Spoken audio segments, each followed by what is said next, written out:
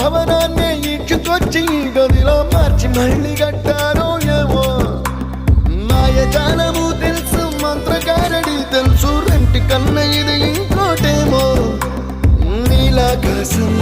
నేలాకొస్తే ఇట్టాగే ఉంటాదో ఏమో ఈ సంతోషం దాచాలంటే హృదయాలు ఓ వంద కావాలి